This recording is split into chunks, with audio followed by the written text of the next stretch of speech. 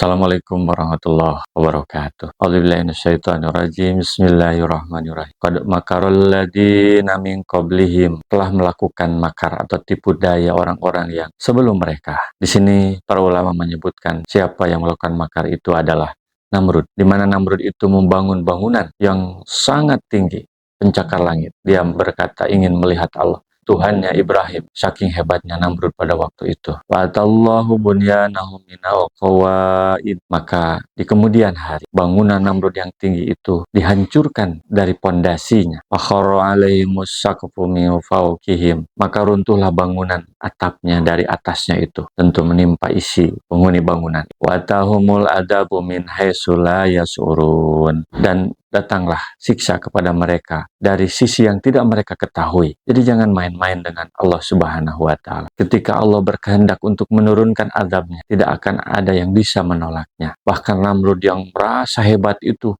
bisa membangun infrastruktur yang sangat luar biasa, membangun gedung pencakar langit.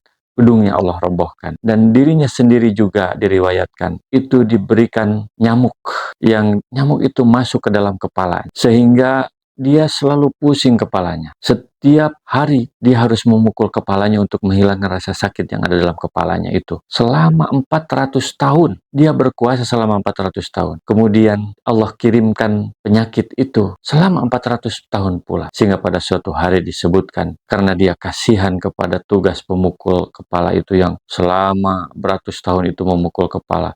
Ada satu orang yang memukul kepala Namrud itu dengan sangat keras, sehingga pecahlah kepalanya. Itulah tipu daya Allah. Jadi orang-orang yang kafir itu melakukan tipu daya terhadap para nabinya.